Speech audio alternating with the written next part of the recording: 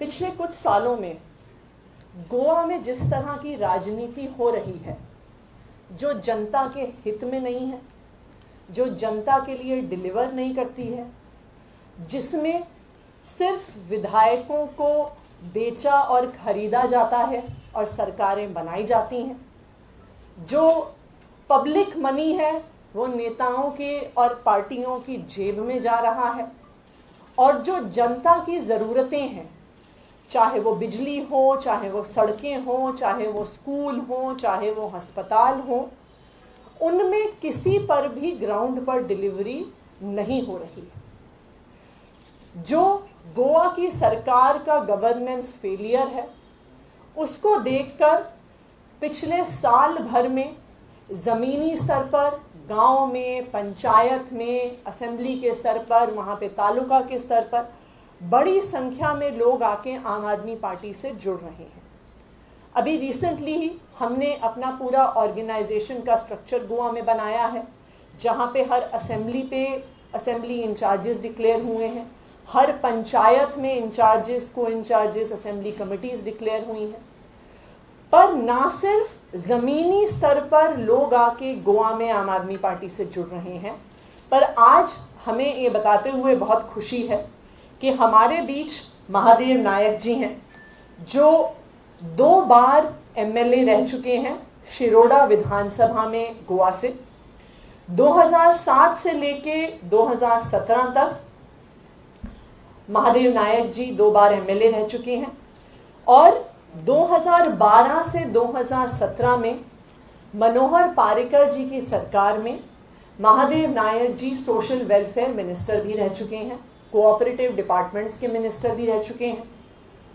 एक गोवा के एक नामी पॉलिटिशियन होने के अलावा महादेव नायक जी गोवा में एक बहुत बड़ी संख्या में भंडारी समाज है, उसके सामाजिक संगठनों का भी प्रतिनिधित्व करते रहे हैं, उनकी आवाज़ को गोवा की विधानसभा तक पहुंचाते रहे हैं।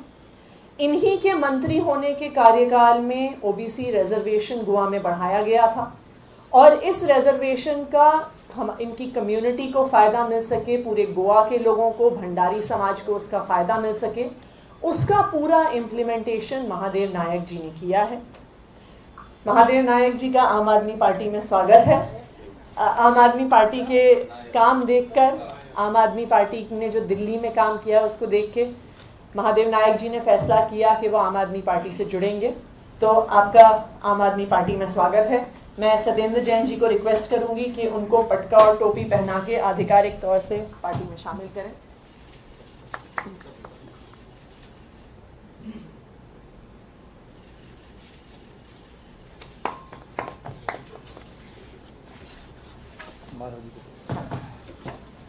तो महादेव जी, अब हम चाहेंगे कि आप 2 शब्द कहें।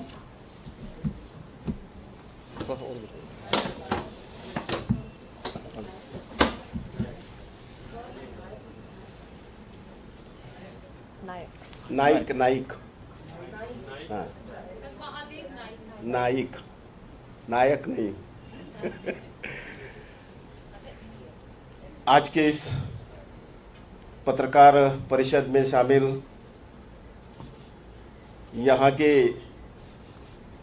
बिजली एवं उद्योग मंत्री जी आदरणीय सत्येंद्र जैन जी, यहाँ के विधायक माननीय आतिश जी, बराबर ठीक है, हमारे गोवा के संयोजक राहुल मामरे जी, इनका भी मैं गोवा की तरफ से दिल्ली में स्वागत कर रहा हूँ इस पत्रकार परिषद में। जैसे कि सर्वप्रथम मैं हमारे दिल्ली के राष्ट्रीय संयोजक तथा दिल्ली के आदरणीय मुख्यमंत्री जी सम्माननीय अरविंद केजरीवाल जी, इनका मैं बहुत बहुत शुक्रगुजार कर रहा हूँ, उनको धन्यवाद दे रहा हूँ कि आज इन लोगों ने हमको आप पार्टी में काम करने का मौका दिया है। और मैं ये आपको वादा दिलाता हूँ कि आने वाले समय में जब 2022 का इलेक्शन हो जाएगा और जिस तरह से दिल्ली में काम हो रहा है उसी तरह से अभी गोवा में भी अच्छा काम हो रहा है। मैं राहुल जी को बधाई देता हूँ, उनकी टीम को भी बधाई देता हूँ कि जब गोवा में दूसरी लहर आ गई कोविड की, उस समय इन लोगों ने बहुत बड़ा अच्छा काम किया, लोगों को बहुत राहत दे दी, कुछ धान रेशन दे दिया, ऑक्सीमीटर दे दिया, बहुत सारे काम इन लोगों ने किया। और इसलिए दिन ब दिन गोवा के ज़्यादा से ज़्यादा लोग इस पार्टी की ओर आकर्षित हो रहे हैं, उसमें से मैं भी एक हूँ। और जैसा कि भारतीय जनता पार्टी हमेशा ये कहती थी कि कांग्रेस मुक्त भारत, लेकिन गोवा में आज हम देख रहे हैं कि कांग्रेस युक्त बीजेपी हो गई है। यानी पहले 2 लिए थे कांग्रेस में, अभी और 13 लिया आफ्टर इलेक्शन, 17 के इलेक्शन के बाद, और ये सरकार चला रही है। इसलिए ये मिली जुली जो सरकार है वो कुछ काम नहीं करती, अनएम्प्लॉयमेंट बढ़ गया है। जैसे कि हमारे यहाँ एम्प्लॉयमेंट एक्सचेंज जो है उसमें 1.5 लाख युवा युवती अपना नाम उधर रजिस्टर किया है, और ये लोग सिर्फ 10,000 नौकरियां देंगे ऐसा ऐलान कर रहे हैं, क्योंकि ये इलेक्शन मैनिफेस्टो है। तो हमको आने वाले समय में केजरीवाल जी के नेतृत्व में, जैन साहब के नेतृत्व में देखना है कि जो यूथ है उनका भविष्य हम कैसा सफल करेंगे, और इसी आशा के साथ मैं यहाँ आया हूँ।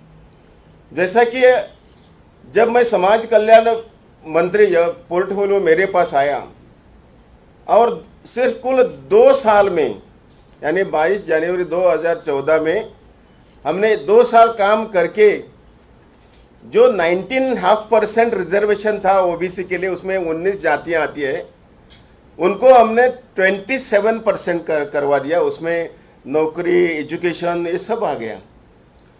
और जो मेरा एक्सपीरियंस है इतने साल का, मैं कम से कम 35 साल से राजनीति में हूँ। यहाँ नेफेड जो है, national agriculture federation of India, यहाँ मैं डायरेक्टर था। गोवा में स्टेट फेडरेशन का चेयरमैन भी था। वहाँ छोटे मोटे सहकारी सोसाइटी, वहाँ भी मैं चेयरमैन था। तो हमारा काम जो है, हमने कहीं शिरोडा कॉन्स्टिट्यूंसी में, मेरे कॉन्स्टिट्यूंसी में एक छोटा सा प्राइमरी हॉस्पिटल था, उसको हमने डिस्ट्रिक्ट जैसा स्वरूप दे दिया है, यानी 13.5 करोड़ का। पानी की समस्या थी, वो 52 करोड़ का ट्रीटमेंट प्लांट कंस्ट्रक्ट करके लोगों को अभी हम 10 MLD पानी दे रहे हैं। वैसे स्कूल, बिजली, हॉट मिक्स रोड, बहुत सारा काम हमने किया है।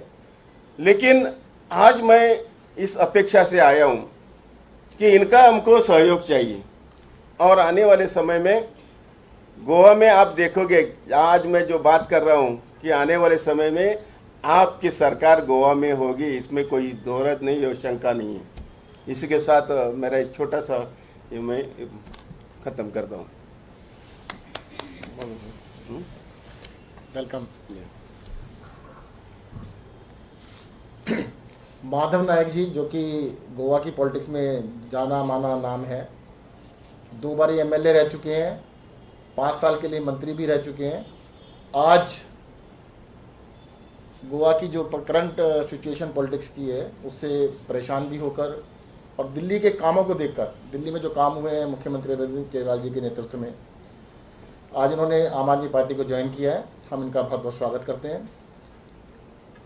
अभी पीछे मैं गोवा भी गया था, तो वहाँ के बिजली मंत्री ने साफ साफ कह दिया कि पता है दिल्ली सरकार बिजली फ्री कैसे देती है हमें नहीं पता, और हम बिल्कुल नहीं देंगे।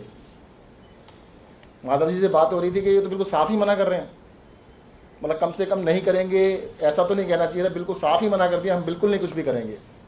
एक और चीज़ बताता छोटी सी, उन्होंने कहा कि गोवा के अंदर बिजली झारखंड से आती है, कहते इसको कई साल लगेंगे बिजली को ठीक करने में लाने में। हमने बिजली तो पलक झपकने से पहले आ जाती है, पूरे देश में ही नेशनल ग्रिड के थ्रू आती है, दिल्ली में भी आती है, झारखंड से, दिल्ली में भी हिमाचल से आती है। तो उनके इस तरह के झूठों को देखकर कि वो झूठ बोल रहे हैं, जनता को बरगला रहे हैं। और सबसे बड़ी बात है कि गोवा के अंदर देखिएगा इतने अच्छे नेचुरल रिसोर्सेज हैं, दुनिया के सबसे सुंदर शहरों जगहों में से एक गोवा है, नेचुरल रिसोर्सेज बहुत अच्छे हैं, लोग बड़े अच्छे हैं, पर वहाँ के जो थर्ड क्लास पॉलिटिशियंस हैं उन्होंने उसका गोवा का सत्यानाश कर दिया। उन लोगों की नीतियों से दुखी होकर माधव नायक जी आज ज्वाइन कर रहे हैं।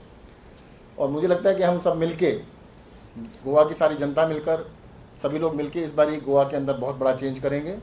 और गोवा के अंदर देखिएगा इस बारी आम आदमी पार्टी की सरकार बनेगी। और वहाँ पर भी जैसे दिल्ली के अंदर अच्छे काम हुए हैं, बिजली में, पानी में, शिक्षा में, स्वास्थ्य में, पब्लिक की सेवा में, वो सारे काम वहाँ पे भी किए जाएंगे। धन्यवाद।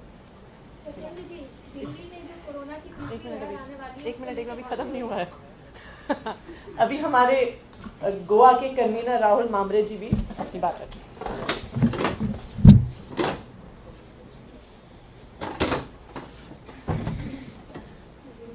नमस्कार। आज महादेव नाइक जी ज्वाइन हुए हैं पार्टी में। ऐसा आगे चल के काफ़ी लोगों का गोवा में रिस्पांस आ रहा है कि जैसे महादेव जी ने बताया, कांग्रेस युक्त बीजेपी सरकार चल रही है गोवा में और काफ़ी लोग नाराज़ है। जब सरकार से उम्मीद है कि लोगों के लिए कुछ करेंगे, मतलब गोवा में भाजपा सरकार है, कांग्रेस के साथ है, कुछ नहीं करे कोविड के टाइम में या रेशन, हम लोगों ने लोगों को रेशन पहुंचाया, ऑक्सीजन कॉन्सेंट्रेटर पहुंचाया, काफ़ी मदद की। और देश में पहली बार ऐसा हुआ कि 2 पावर मिनिस्टर के डिबेट हुए थे। हमारी जो आंदोलन है, हम बिजली आंदोलन कर रहे हैं कि लोगों को बता रहे हैं कि 300 यूनिट फ्री देंगे। और पिछले हफ्ते ही सत्येंद्र जैन साहब दिल्ली गोवा में आए थे, नीलेश कबरा गोवा के जो इलेक्शन मिनिस्टर है उनके साथ डिबेट हुई थी। तो काफ़ी लोगों ने देख लिया, पता चला कि दिल्ली के लोगों को बिजली जो मुफ्त मिल रही है, जो टैक्स का राइट यूटिलाइजेशन हो रहा है, टैक्स जो कलेक्ट कर रहे हैं, गोवा में बिजली भी कुछ नहीं है, काफ़ी महंगी है बिजली। सो गोवा में वो बदल दिख रहा है हमको। we are sure that in the upcoming elections in 2022, people of Goa will give a resounding choice to us and they'll have the AAP model of governance in Goa as well. Thank you. Any question? पहले इसी के ऊपर पूछ लीजिएगा, बाद में बाकी। देखिएगा, एक चीज़ बता दूं मैं आपको छोटा सा। गोवा की जो बीजेपी पार्टी है वो बड़ी कॉन्फिडेंट है 2 चीज़ों के लिए। पहली, इलेक्शन से पहले वोट खरीद लेंगे, और हार गए तो इलेक्शन के बाद एमएलए खरीद लेंगे। तो उनका बस 2 पॉइंट प्रोग्राम है, इसलिए जनता के काम ही नहीं करना उनको। उन्होंने मुझसे बहस में एक बात कही थी कि ये तो वोट बैंक की राजनीति कर रहे हैं, आम आदमी पार्टी वाले वोट बैंक की राजनीति कर रहे हैं। मैंने कहा हाँ जी बिल्कुल कर रहे हैं, हमें जनता के वोट चाहिए, आपको तो एमएलए खरीद ही लेते हैं बाद में। तो उनको जरूरत ही नहीं किसी भी चीज़ की। वो इस ओवर कॉन्फिडेंस के अंदर है कि वो एमएलए खरीद लेंगे। मैं बता देना चाहता हूँ, दिल्ली के अंदर 2014 फरवरी से लेकर 2015 के बीच में 1 साल का समय था। बीजेपी को 4 एमएलए चाहिए थे, दिल्ली में हमारे 28 एमएलए थे, 1 एमएलए नहीं खरीद पाए थे। इस बारी आम आदमी पार्टी के एमएलए जीतेंगे, और उनको बता दें किसी को नहीं खरीद पाएंगे, चिंता मत करिएगा। हम बनाएंगे। नहीं, हम बनाएंगे। उन्होंने पहले कांग्रेस के खरीद के ना, इसलिए बना लिया था। हमारी सरकार बनेगी, हम तोड़ नहीं पाएंगे वो। हाँ बताइए। कोरोना की तीसरी लहर को लेकर के दिल्ली सरकार की क्या तैयारी, क्योंकि एलजी अलग-अलग अधिकारियों के साथ बैठक कर रहा है और भाजपा भी 12,500 वेंटिलेटर की तैयारी कर रही है। देखिएगा, भाजपा जुमला पार्टी है, भारतीय जुमला पार्टी के नाम से वो फेमस भी है। वो कुछ भी जुमले कर सकते हैं। आज आपने कहा 12,500 वेंटिलेटर की तैयारी कर रहे हैं, कल वो कुछ और कह देंगे, वेंटिलेटर नहीं थी हम कुछ और कर रहे हैं। वो बिल्कुल ही हवाबाजी की बातें हैं। और जहाँ तक तैयारी की बात है, दिल्ली सरकार नेक्स्ट वेव की पूरी तरह से तैयारी कर रही है। और मैंने जैसे कि कल भी बताया था, हम 37,000 बेड्स की तैयारी कर रहे हैं इस बारी, कि 37,000 बेड्स को हम तैयार रखेंगे। दूसरा, हमने ग्रेडेड रेस्पॉन्स सिस्टम बनाया है, जो कि पब्लिक डोमेन में हमने रख दिया है कि 0.5% जब पॉजिटिविटी पहुंचेगी तब से ही हम रेस्ट्रिक्शंस लगाने स्टार्ट कर देंगे। अभी इस टाइम 0.1% के करीब है, तो वो हमने सबको शेयर कर चुके हैं। तो इस बारी रेस्ट्रिक्शंस जो है जल्दी लगाने के चांस है। ये जो रेस्पॉन्स एक्शन प्लान बनाया था, ये लागू हो गया है? क्योंकि अगर वो लागू हो गया तो फिर तो सब कुछ खुल ही जाना चाहिए। 0.5 तो है ही नहीं इस दिल्ली में। नहीं ऐसा नहीं है। 0.1 तो है ना, अभी ख़त्म नहीं हुआ है। अभी एक्सपर्ट्स ने ये नहीं कहा कि सब कुछ खत्म हो गया है, सब कुछ बिल्कुल मस्त हो जाइए, ऐसा नहीं है। और दिल्ली में काफ़ी चीज़ें खुल चुकी हैं। 0.5 का मतलब ये है कि जितनी पॉजिटिव, आज आपको समझिए 1000 में से 1000 टेस्ट हम जब करते हैं तो 1 पॉजिटिव आता है। 0.5 का मतलब 1000 टेस्ट करेंगे 5 पॉजिटिव आएंगे। अभी ICMR का कहना है कि 5% इज़ द बेंचमार्किंग। हम 5% को बेंचमार्किंग नहीं ले रहे हैं, हम 0.5 को लेके चल रहे हैं।